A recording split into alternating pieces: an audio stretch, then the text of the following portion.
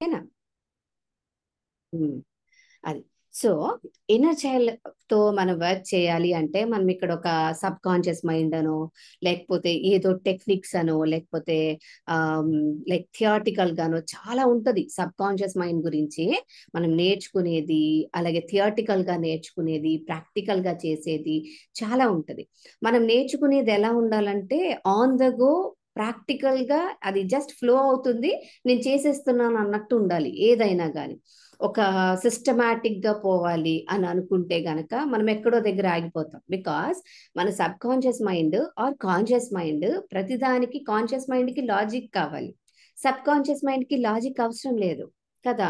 So ఇప్పుడు నేను చెప్తున్నప్పుడు మీరు వింటున్నారు కదా, వింటున్నప్పుడు మీరు కాన్షియస్ గా వింటున్నప్పటికీ కూడా నేను చెప్పే ప్రతి మాటను మీ సబ్ కాన్షియస్ మైండ్ లో డీప్ డౌన్, రైట్, లోతుల్లోనికి ఒక ముద్రలాగా పడిపోతుంది అన్నమాట. ఒక వ్యక్తి తాలూకా మాటల నుంచి వచ్చే ఉత్పన్నమయ్యేటువంటి శబ్దము, అది పాజిటివ్ అవ్వని నెగిటివ్ అవ్వని, ఓకే, ఆ శబ్దము ఎదుటి వ్యక్తిని చాలా ఎక్కువగా ప్రభావితం చేస్తుంది. ఎదుటి వ్యక్తినే కాదు, తన చుట్టుపక్కల వాతావరణాన్ని ప్రభావితం చేస్తుంది, తన జీవితాన్ని ప్రభావితం చేస్తుంది, తనతో తనకున్న రిలేషన్షిప్ ని కూడా ప్రభావితం చేస్తుంది. ఇది మీకు తెలిసే ఉంటుంది, నాదం ఏవ జగత్ సర్వం అని అంటారు కదా. అంటే యావత్ బ్రహ్మాండము నాదము అంటే శబ్దంతోనే తయారైనది అని అర్థం కదా. సో ఆ శబ్దానికి ఒక ప్రకంపన ఉంటుందన్నమాట. ఎప్పుడైతే మనము మన మన భాష, మనం మాట్లాడే పదాలు కూడా సుమి, మనం మాట్లాడుతున్నప్పుడు మనం ఏ విధమైనటువంటి పదజాలాలు వాడుతూ ప్రకటిస్తున్నాము, మన ఎక్స్ప్రెషన్స్ ని, మన ఫీలింగ్స్ ని ప్రకటిస్తున్నామో అది కూడా మన లైఫ్ ని ప్రభావితం చేస్తుంది అనమాట. ఓకే. సో ఇప్పుడు మనం మాట్లాడేటప్పుడు శబ్దము, దాని వల్ల వచ్చే ప్రకంపన ఉంటుంది కదా. ఈ రెండు మనం ఎలాంటి మానసిక భావోద్వేగ, right, emotional, mental, spiritual status లో ఉన్నామో ప్రకటితం చేస్తాయి అన్నమాట. ఓకే. ఇదేం పెద్ద రాకెట్ సైన్స్ కాదు, అర్థం కానిది కాదు. ఎవరైనా మనకు బాగా తెలిసిన వాళ్ళు కొంచెం ఉముభావంగా ముఖం పెట్టిన, వాళ్ళ వాయిస్ లో కొంచెం లో టోన్ ఉన్న వెంటనే పసిగట్టేస్తామా, ఏమైంది అలా ఉంది నీ వాయిస్ అంటాం. Very simple. ప్రతి ఒక్కరికి బేసిక్ ఎబిలిటీ ఉంటది అనమాట. ఓకే. అయితే కొంతమంది ఎలా ఉంటారు, లోపల ఒకటి బయటకు ఒకటి ప్రకటిస్తూ ఉంటారు, దాన్ని మాత్రం పట్టుకోవడం కష్టం. అటువంటి మాట తీరుని, ఓకే, బయటికి మాత్రం చాలా అద్భుతంగా ప్రకటిస్తారు, లోపల మాత్రం చాలా నెగిటివిటీ కానీ, దుఃఖం కానీ, జలస్ కానీ ఇలా ఉంటుంది. వీటిని ఐడెంటిఫై చేయాలంటే ముందు మన మీద మనం వర్కౌట్ చేసుకోవడం రావాలన్నమాట. బికాస్ ప్రతి ఒక్కరూ మన ప్రతిబింబాలే, they are our mirror reflections కదా. సో ఇది ఈ లోతుగా మనకు కావాలంటే ఈ విధంగా మనం ఇన్నర్ చైల్డ్ అంటారు, లేకపోతే మన ఇంట్యూషన్ మీద వర్కౌట్ చేయడం, ఇలాంటివన్నీ చేసుకుంటూ రావాలన్నమాట. సో అందుకని, రైట్, ఈ 4 or 5 days మధ్యలో మనకు గ్యాప్ వస్తుంది ఒక రోజు, ఓకే, ఈ 5 days ముగిసే లోపల వీలైనంత వరకు ఫ్రీగా ఫ్లో అవ్వడానికి ప్రయత్నించండి. గ్రూప్ లో యాక్టివ్ గా ఉండండి, ఏమైనా క్వశ్చన్స్ ఉంటే అడగండి. అలాగే ఇక్కడ లైవ్ సెషన్ లో ఎవరితోనైనా మనం ముఖాముఖి మాట్లాడితే ఎంత బాగుంటది కదా. సో అదే మన గ్రూప్ లో ఎలాగో మాట్లాడతాం, బట్ అవకాశం ఉన్నప్పుడు ఫేస్ టు ఫేస్ మనం ఏమైనా ఉంటే మాట్లాడొచ్చు అనమాట. ఓకే. సో వీలైనంత వరకు ఇక్కడ ఆన్ చేసిన వాళ్ళందరూ congratulations for the first step, and on చేయని వాళ్ళు at least give an attempt, okay, give a try. Next ఈ గంటన్నర తింటాను, ఖచ్చితంగా తింటాను. ఓకే. సో గంటన్నర అయ్యే లోపల మీరు వీడియో ఆన్ అయినా చేయండి, లేదా మాట్లాడండి. ఓకే. నేను ఏదైనా చెప్పినప్పుడు మీకు ఏదైనా డౌట్ ఉంటే గనక just raise your hand and raise your voice. Okay. So this the first step. మన మీద మనం వర్కౌట్ చేయడంలో మనకు కావాల్సిన ఫస్ట్ స్టెప్ ఏంటి, we should be open and ఫ్రీగా ఫ్లో అవ్వాలి. And coming to the second thing, inner child అంటే ఏంటి? ఇన్నర్ చైల్డ్ అంటే మీరు మీ మీ అభిప్రాయాలు చెప్పారు, చాలా అద్భుతంగా చెప్పారు. ఇంకా చాలా ఉంది ఇన్నర్ చైల్డ్ అంటే. ఇన్నర్ చైల్డ్ అంటే కొన్ని మిత్స్ ఉంటాయి. మిత్స్ అంటే అపోహలు అనమాట. అపోహలు, భ్రమలు ఉంటాయి. ఆ భ్రమలలో ఒకానొక భ్రమ ఏమిటంటే, ఇన్నర్ చైల్డ్ అనేది మన సబ్ కాన్షియస్ మైండే అని ఇక్కడికి పరిమితం చేసే భ్రమ అనమాట. ఇక్కడికి అంటే ఇదే సబ్ కాన్షియస్ మైండ్ అని పరిమితం చేసే ఒక భ్రమ. ఓకే. భ్రమ అని ఎందుకు అంటారో కూడా నేను వివరిస్తాను. రెండవది, ఇన్నర్ చైల్డ్ అనేది చిన్నగా ఉంటది అని ఒక థాట్ ప్యాటర్న్ ఉంటుంది. చిన్న పిల్ల, చిన్న పిల్లవాడు ఇంతే వయసు ఉంటది అని ఒక భ్రమ ఉంటుంది. That is second thing. అది కూడా అంటే భ్రమ అంటే ఇవి తీసేయండి అని అర్థం, ఇది తప్పు అని కాదు. ఓకే, దిస్ ఇస్ రాంగ్ అని కాదు, బట్ వీటిని ఇలాంటి పర్సెప్షన్ ఉంటే ఇప్పుడే నేను వదిలేస్తున్నాను, ఒక ఓపెన్ బుక్ లా ఉన్నాను అని ఒక థాట్ ప్యాటర్న్ తో నెక్స్ట్ నేను చెప్పేది వినడానికి ప్రయత్నించాను. ఓకే, మూడవది, నేను ఒక ఉమెన్ ని కదా, నా ఇన్నర్ చైల్డ్ కూడా ఒక చిన్న పాపనే అని అనుకుంటాం అనమాట. ఓకే, ఆడపిల్లనే అని అనుకుంటాం. అది కూడా ఒక మిత్, ఒక భ్రమే అనమాట. ఓకే, నా ఇన్నర్ చైల్డ్ ఒక బాబు కూడా అవ్వచ్చు, ఒక జెంట్ మేల్ కూడా అవ్వచ్చు అనమాట. సిమిలర్లీ ఒక పురుషునికైతే తన యొక్క ఇన్నర్ చైల్డ్ ఒక బాబే అయి ఉండాలి, నా చిన్నప్పుడు ఫోటో ఎలా ఉందో అట్లానే ఉండాలి అని అనుకుంటాం, కానీ అలా కాదనమాట. Right, it can be a different age, different gender కావచ్చు, డిఫరెంట్ ఏజ్ కావచ్చు, డిఫరెంట్ అపియరెన్స్ కావచ్చు. రైట్, నేను ఇలా ఉన్నాను, ఇంకా తెల్లగా ఉండొచ్చేమో నా ఇన్నర్ చైల్డ్, లేకపోతే బాగా నల్లగా ఉండొచ్చేమో నా inner child. Okay, so it can be like that. Fourth myth ఏంటంటే ఇన్నర్ చైల్డ్ ఈ నాకన్నా నా ఏజ్ లేకపోతే నాకన్నా చిన్న ఏజే ఉంటారు అనుకుంటాం. అది కూడా ఒక మిత్తే. కొంతమందికి బాగా పండు ముసలి వయసులో ఉన్న వాళ్ళు అనమాట, ఒక 91, 900 అట్లా ఏజ్, బట్ చాలా ఎనర్జెటిక్ గా కనబడతారు. ఆ ఏజ్ లో కూడా ఇన్నర్ చైల్డ్స్ ఉంటారనమాట. ఓకే, ఇన్నర్ చైల్డ్ అంటే అంతర్ శిశువు అంటాం. అంతర్ శిశువు అన్నంత మాత్రాన వాళ్ళేమి శిశువులు కాదు.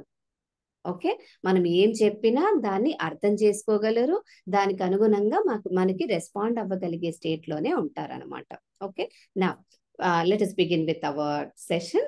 సో ఇప్పుడు మీ యొక్క ఇన్నర్ చైల్డ్ అంతర్ శిశువు, అంతర్ శిశువు తాలూకా స్టాటస్ ఎట్లా ఉంది, అసలు మీరు మీ అంతర్ శిశువుతో కనెక్ట్ అవ్వాలి కదా మరి, కదా, మన అంతర్ శిశువుతో మనం అనుసంధానం అవ్వాలి. అనుసంధానం అవ్వాలంటే మీరు ఏ విధంగా అనుసంధానం మీరు అవుతారో, ఓకే, మీరే తెలుసుకునే విధంగా కొన్ని క్వశ్చన్స్ ఇస్తాను. పేపర్ పెన్ రెడీగా ఉండిందా? నిన్న చెప్పాను పేపర్ పెన్ స్కెచెస్ తెచ్చుకోండి అని. ఒక పేపర్ తీసుకోండి, పెన్ పట్టుకోండి. ఓకే,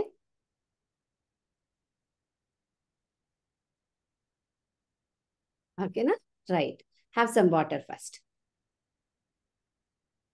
మీ అంతర్ శిశువు తాలూకా స్టాటస్ ఏంటో నేను కొన్ని ప్రశ్నల ద్వారా మిమ్మల్ని అడుగుతాను. ఈ ప్రశ్నలకు సమాధానం ఇస్తున్నప్పుడు ఓకే, ఫస్ట్ వచ్చిన ఆన్సర్ మాత్రమే మీ ఆన్సర్. ఓకే, సెకండ్ వచ్చేది మాత్రం పట్టించుకోవద్దు, ఎందుకన్నది నేను ఈ క్వశ్చన్స్ అన్ని అయిపోయినాక చెప్తాను. ఓకే, ఇంకా మనకి టైం ఉంది కదా, చెప్తాను. ఓకేనా, స్టార్ట్ చేద్దామా? Take a deep breath. 1, listen. శ్వాస తీస్తున్నప్పుడు the right way of breathing అనేది ఒకటి ఉంటుంది అనమాట. ఓకే, నన్ను చూడండి, నేను హైలైట్ చేస్తాను. శ్వాస తీస్తున్నప్పుడు రైట్ వే ఆఫ్ బ్రీతింగ్ అనేది ఒకటి ఉంటుంది అనమాట. అదేంటంటే చూడండి, ఒకసారి నార్మల్ గా మీరు తీసి వదలండి. ఓకే, శ్వాస తీసి వదులుతున్నారు కదా, వదిలినప్పుడు గమనించండి శరీరము ఎలా మూవ్ అవుతుందా, మూవ్ అవుతున్నప్పుడు ఇలా అవుతుందా, లేకపోతే జస్ట్ ఈ చెస్ట్ పొట్ట మాత్రమే బల్జ్ అవుతున్నాయా? ఒకవేళ మనం శ్వాస తీసినప్పుడు ఇలా అన్నాం అనుకోండి, రైట్, షోల్డర్ బ్లీడ్స్, షోల్డర్స్ ఇలా పైకి లేచి ఇలా అంటున్నాం అనుకోండి, this is the wrong way of breathing అనమాట. ఓకే, సో ఇలాంటి బ్రీతింగ్, దీన్ని హారిజంటల్ వెర్టికల్ బ్రీతింగ్ అంటారు అని అనడం. ఓకే, రైట్, ఇలా అన్నప్పుడు ఇది లేస్తుంది, ఈ చెస్ట్ అబ్డామన్ అన్ని బల్జ్ అవుతాయి. That is not the right way of breathing అనమాట. అలా బ్రీత్ చేస్తున్నప్పుడు మన బాడీలోనికి హెల్త్ ఇష్యూస్ స్టార్ట్ అవుతాయి నెమ్మదిగా. Okay, so that is not the right way of breathing. The right way of breathing is మీరు breath తీస్తున్నప్పుడు make sure that ఇది ఇలాగే ఉండాలి. ఓకే, కమాన్, 3 బ్రెత్స్. షోల్డర్ ప్లేస్ కదలకూడదు, కదలకుండా స్టిఫ్ గా పెట్టాలన్నమాట. పెట్టి 3 breaths. 1,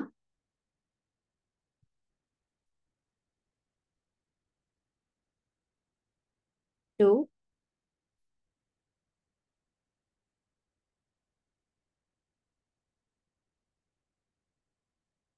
3. That's wonderful. Come on. So my questions are, the first question, do you feel lonely? ఎప్పుడైనా ఒంటరిగా ఉన్నాను అన్న భావన కలుగుతుందా? Yes or no? Yes or no? Your answer yes or no? ఎప్పుడైనా నేను ఒంటరిని, లేకపోతే నాకు ఎవరు లేరు, ఎవరు సపోర్ట్ చేయరు, నన్ను ఎవరు అర్థం చేసుకోరు అనే భావ భావం కలుగుతూ ఉంటుందా? Do you feel lonely? Yes or no, అంతే. Okay, write your answer, yes or no, అంతే. Okay, next second question. Have you seen your parents fighting when you are a child? మీ తల్లిదండ్రులు మీరు చిన్నపిల్లలుగా ఉన్నప్పుడు గొడవలు పడ్డాన్ని మీరు కళ్ళారా చూసారా? Yes or no, write your answers. ఏం షేర్ చేయక్కర్లేదు, బికాస్ ఇవన్నీ పర్సనల్ క్వశ్చన్స్ కదా, మీరేం షేర్ చేయక్కర్లేదు. Write your answers on your book. Okay. Third question. How did you feel when you watch your parents fighting? Me parents ఒకవేళ second question లో మీ parents fight చేస్తున్నప్పుడు మీరు చూసారా అన్నాను. ఒకవేళ ఎస్ అయ్యింది అనుకోండి, ఓకే, ఒకవేళ చూస్తే ఆ టైంలో మీరు ఎలా ఫీల్ అయ్యేవారు? Fear, confusion, insecure feeling, disturbed, ఎలా ఫీల్ అయ్యేవారు? ఒకవేళ చూడలేదనుకోండి, మీకు తెలిసి, రైట్, ఒకవేళ మీరు చూడలేదనుకోండి, చూడకపోతే మీకు తెలిసి మీ కుటుంబంలో అలా గొడవలు పడుతున్నటువంటి భార్యాభర్తలు ఉన్నారా? ఉంటే వాళ్ళని మీరు చూసినప్పుడు మీకు కలిగిన అనుభూతి ఏమిటి? వాళ్ళ గురించి విన్నప్పుడు, మీరు చూసినప్పుడు మీకు కలిగిన అనుభూతి ఏమిటి?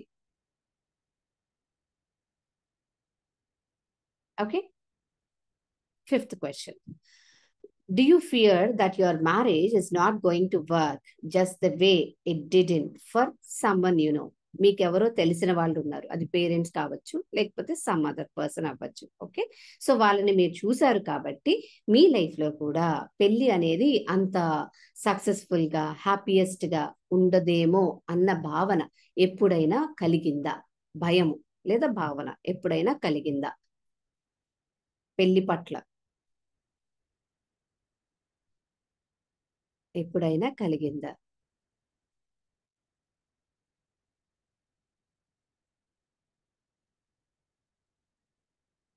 ఓకే,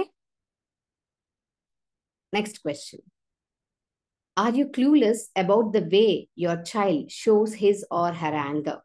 మీ పిల్లలు, అది పెద్ద పిల్లలు అవ్వచ్చు, చిన్న పిల్లలు అవ్వచ్చు, ఓకే, పిల్లలు కొన్నిసార్లు కోప్పడుతూ ఉంటారు, చిరాకు పడుతూ ఉంటారు, బాగా అల్లరి చేస్తూ ఉంటారు. ఎందుకు వాళ్ళు అలా ప్రవర్తిస్తున్నారో మీకు ఒక ఐడియా ఉండిందా? అంటే మీకు ఏమైనా క్లూస్ ఉన్నాయా? ఒకవేళ మీకు పిల్లలు ఉంటే గనక మీ పిల్లలు మీతో ఎందుకు అలా ప్రవర్తిస్తున్నారు, లేకపోతే జనరల్ గా ఎందుకు అలా ప్రవర్తిస్తున్నారు అన్న ఐడియా ఉన్నదా లేదా? ఒకవేళ మీరు అన్మ్యారీడ్ అనుకోండి, ఓకే, ఉన్నారనే అనుకుంటున్నాను, అన్మ్యారీడ్ కూడా, అన్మ్యారీడ్ అనుకోండి, ఓకే, మీరు మీ చిన్నతనంలో ఉన్నప్పుడు, ఒకవేళ మీరు మ్యారీడ్ అయినా అన్మ్యారీడ్ అయినా దీనికి కూడా ఆన్సర్ రాయండి.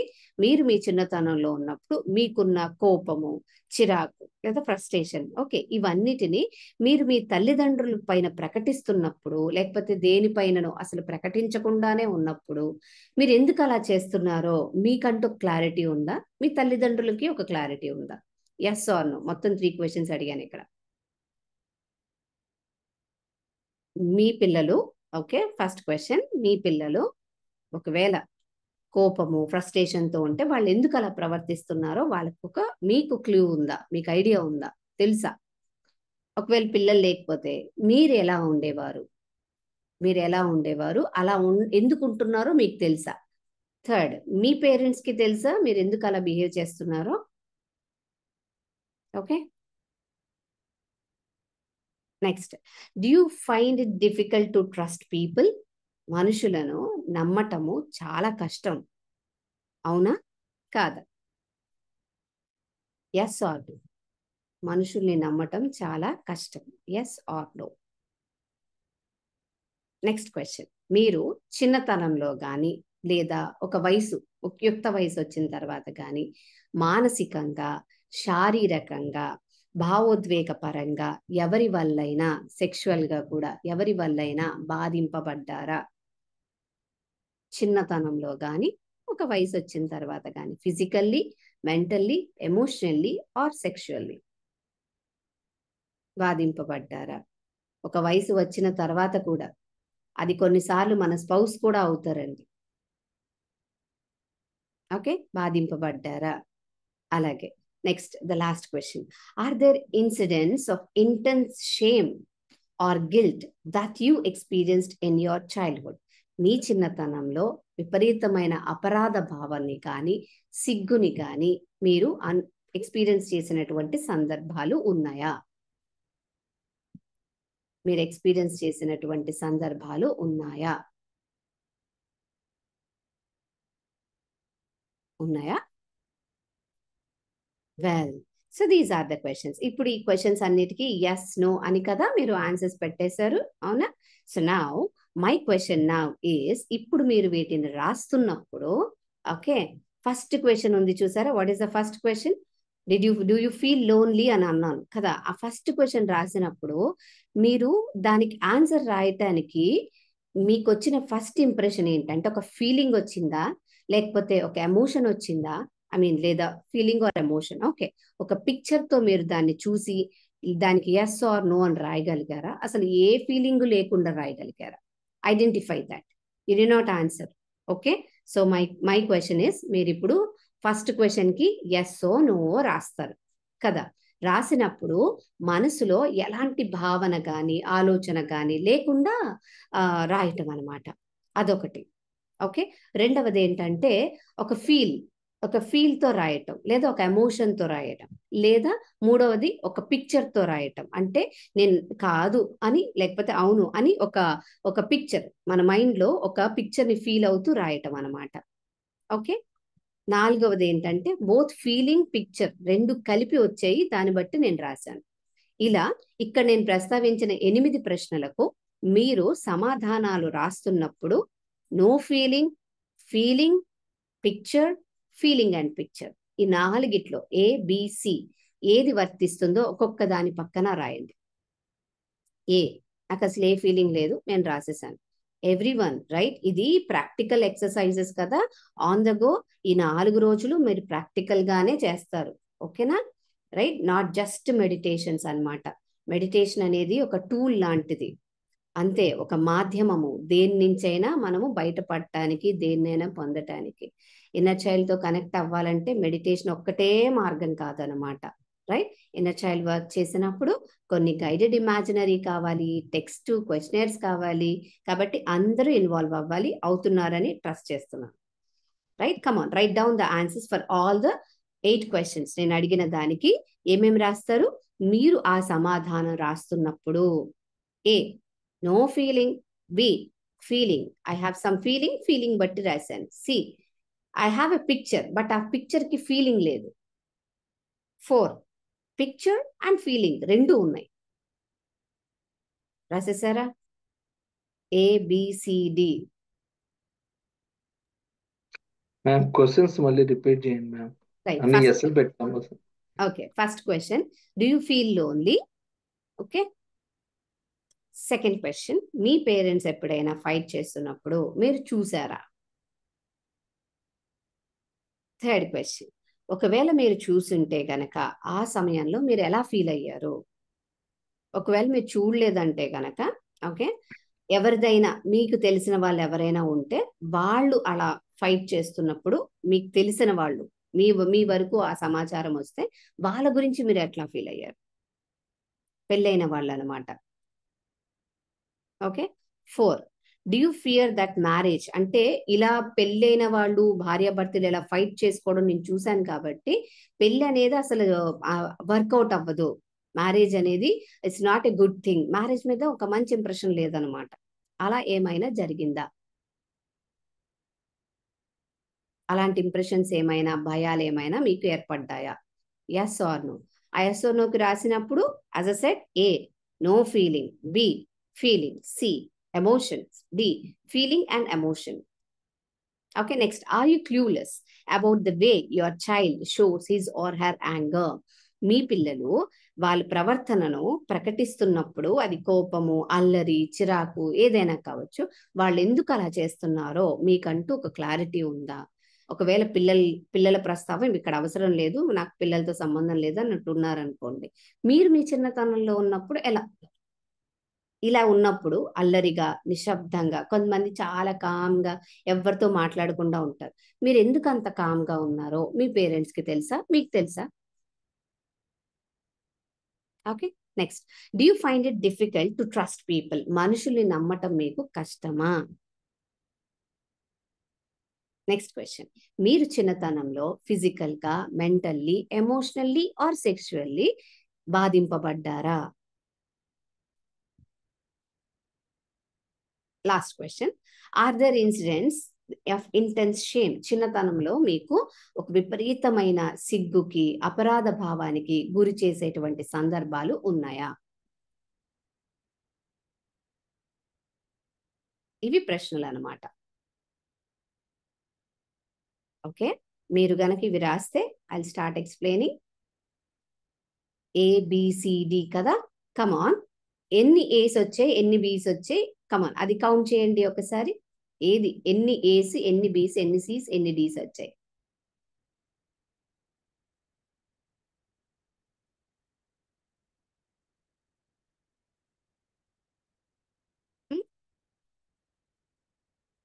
కౌంట్ చేసి ఇప్పుడు ఏది ఎక్కువ వచ్చింది? ఏబిసిడి, ఏది కౌంట్ ఎక్కువ వచ్చింది? ఏది కౌంట్ ఎక్కువ వచ్చిందో గమనించండి. రెడీ?